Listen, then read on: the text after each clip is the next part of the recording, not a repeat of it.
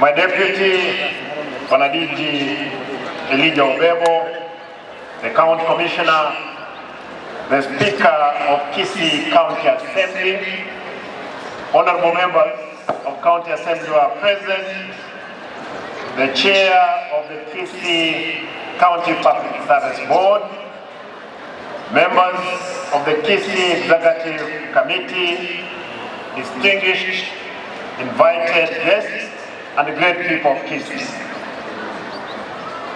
Today, we gather in unity. Nitaomba kwamba wale wamekuja na watoto watanyamaza ndiposa tumalize mkutano. Watoto watanyamaza pale, wale ambao walikuwa wamekuja kuimba. Today we gather in unity and pride to make the 62th anniversary of Madaraka Day, a day that holds deep significance for every Kenyan. It's a day when we remember the moment our nation took its dignity into its own hands, stepping boldly into the era of self-governance.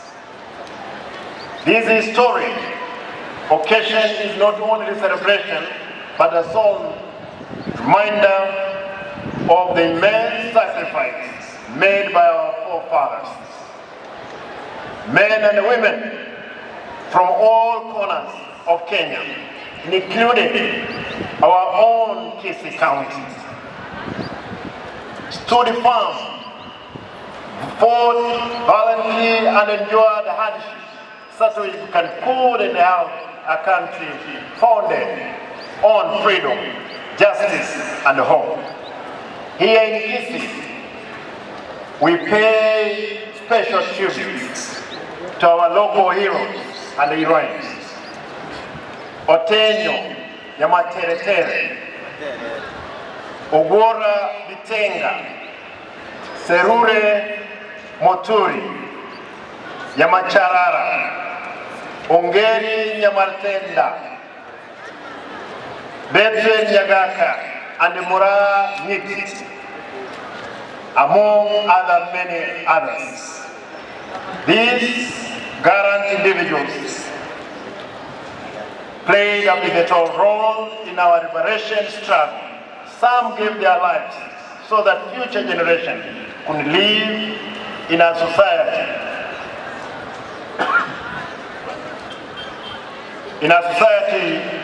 which is free, fair, and just.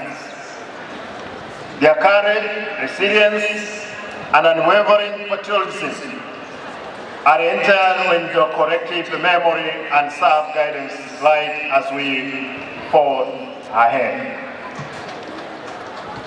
Ladies and gentlemen,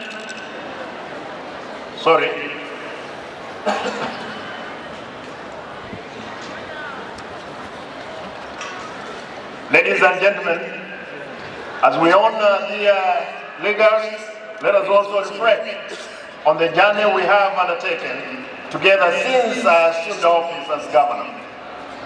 The story of Kisii is one of progress, resilience, and shared ambition. Today, I wish to highlight the strides we have made across various sectors as well as the challenges we continue to face and our vision for the future. In administration and service delivery, effective governance is the cornerstone of development. Recognizing this, my administration is constructing a modern headquarters complex. This facility will centralize all executive offices, including those of county executive committee members, chief officers, and the legal department.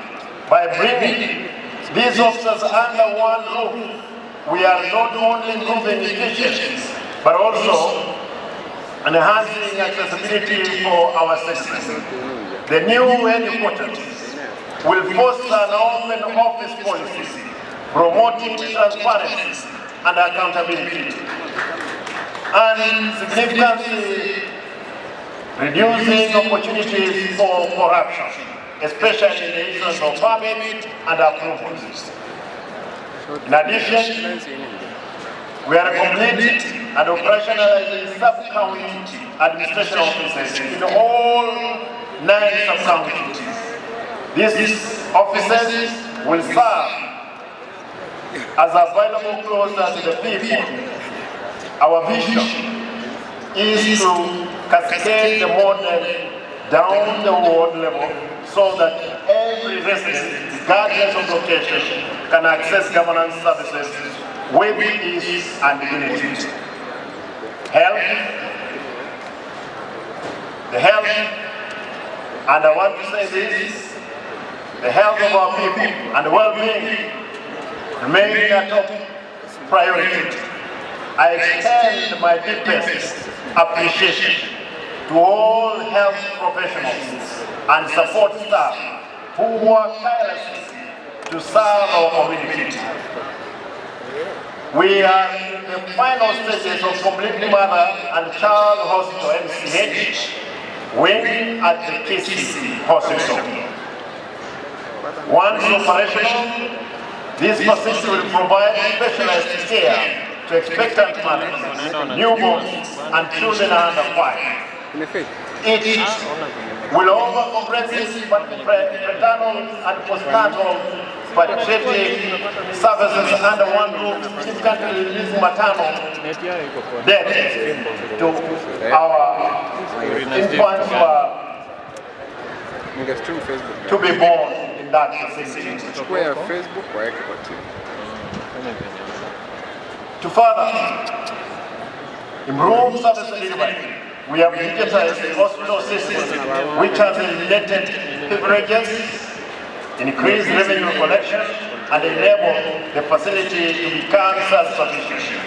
This has allowed us to purchase advanced medical equipment such as safety cabinets, baby warmers, and anesthetic machines, empowering our specialists to deliver the highest standard of care.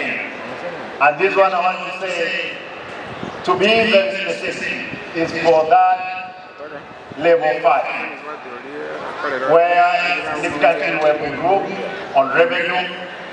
Yes, we have challenges, but as time goes by, we will fix it. God willing. The county has also established an oncology unit at KTRH, where cancer patients can now receive chemotherapy treatment closer to home. We continue to procure and distribute essential drugs and medical supplies to all health facilities, ensuring that medicine reaches those who need at lower costs. To address staffing shortage, the County Public Service Board is actively recruiting more health workers across all cadres and prioritizing the promotion of service staff. My people, on issues of water and sanitation, access to water, or clean and safe water, is fundamental to public health and economic development. My administration has drilled a number of boreholes, protected over 186 springs, rehabilitated 7 water schemes, and supplied water storage tanks to schools and public institutions. Through the Gusii water and sanitation chamber in West, we have expanded pipe water connection to many households under the Last Mile Connectivity Program. These efforts are easy and really burden to our people, especially women, children, and helping to reduce incidents of waterborne diseases. Through the World Bank, we have put close to 450 million for connectivity and removing the old pipes in the main CBD as well in the municipalities. On issues of education and youth empowerment, education is the foundation upon which we build our future.